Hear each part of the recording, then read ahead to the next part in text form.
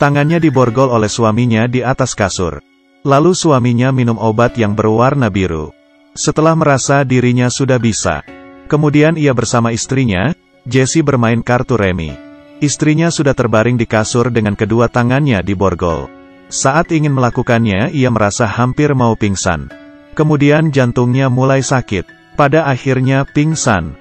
Jessie menggunakan kakinya membangunkan suaminya. Tapi suaminya sama sekali tidak ada respon. Kemudian tergulir jatuh dari ranjang. Dia mengira itu adalah akting dari suaminya. Kemudian, ia melihat darah keluar dari kepala suaminya. Suaminya mati, ia pun menjadi panik. Ia tidak bisa melepaskan tangannya dari borgol. Dan kuncinya berada di tempat yang susah dijangkau. Mereka sedang berlibur di tempat yang terpencil. Di sekitarnya tidak ada orang. Dengan begini ia terus berteriak minta tolong. Hingga sore hari, saat itu dari luar ada muncul suara. Apakah ada orang yang mendengarnya dan datang menolong? Ternyata itu adalah seekor anjing liar. Hai kamu yang di sana. Anjing ini mengeluarkan lidahnya. Dan tidak berbicara. Ia melihat darah yang di lantai. Jessie melihat motif anjing tersebut. Menggerakkan kedua kakinya ingin mengusirnya. Anjing itu tidak memedulikannya. Ia menjilati cairan di lantai.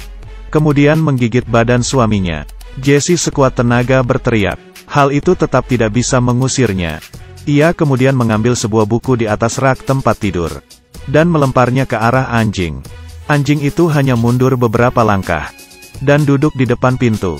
Dalam keputusasaan, tiba-tiba suaminya terbangun dari lantai.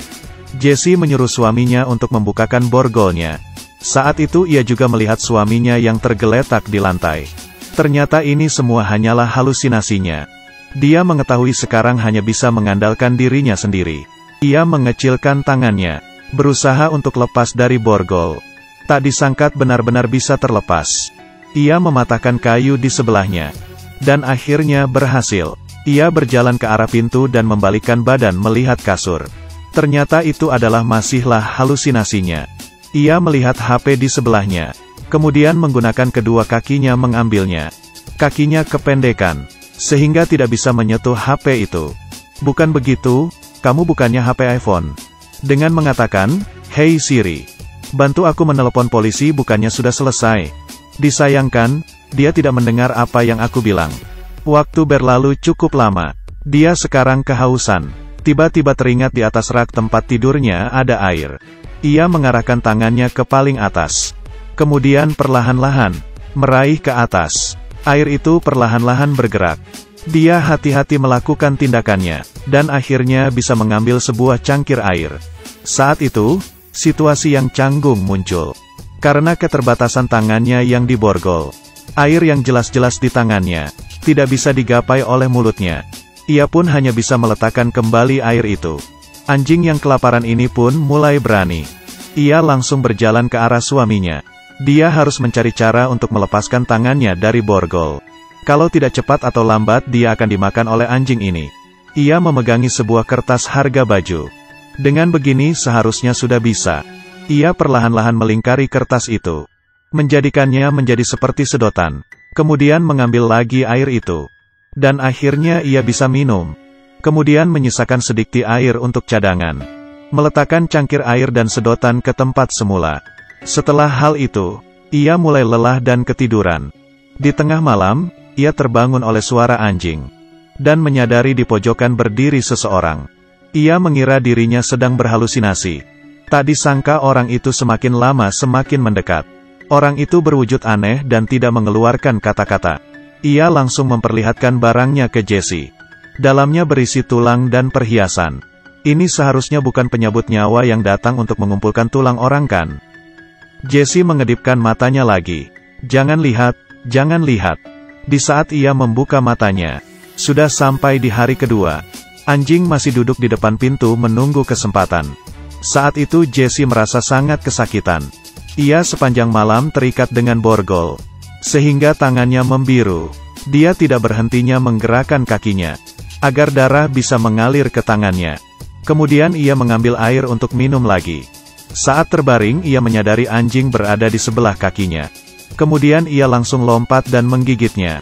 Ia yang kesakitan langsung menendang anjing itu. Anjing itu mulai agresif. Ia harus dengan cepat mencari cara untuk melepaskan borgol. Ia memutuskan keputusan yang sangat berat. Ia mengambil cangkir, kemudian memecahkannya, lalu memilih sebuah serpihan kaca dari rak di atasnya, dan melukai pergelangannya. Darah mengalir dari tangannya. Ia menggunakan kesempatan itu, dan berhasil melepas tangannya dari borgol. Kemudian ia mengambil HP-nya untuk melapor polisi. Tapi ternyata sudah tidak ada baterai. Tapi untungnya dia mengambil kunci borgol, dan berhasil membuka borgol di tangannya yang lain. Ia mengambil kain untuk menutupi lukanya. Setelah itu, dia bersiap untuk mengambil kunci mobil dan pergi dari tempat itu. Tapi baru berjalan 2 langkah, ia pun pingsan. Tidak lama kemudian, dia terbangun karena kesakitan. Anjing sedang menggigitnya. Setelah mengusir anjing itu, ia mengambil kunci mobil dan pergi. Di lorong muncul pria yang aneh. Kebiasaan orang ini adalah mengambil barang berharga orang lain. Kemudian, Jesse memberikan cincin pernikahannya kepadanya. Dia tidak melukai Jesse. Kemudian Jesse pun pergi dari tempat itu. Di perjalanan, karena stamina tubuhnya yang tidak stabil, ia menabrak pohon. Suara benturan besar itu mengundang perhatian orang yang lewat. Akhirnya ia pun tertolong. Setelah melihat film ini, membuatku kaget langsung meneriak, "Hey Siri." Setelah mendengar suaranya baru terasa aman. Aku adalah Yue Bei, bertemu lagi.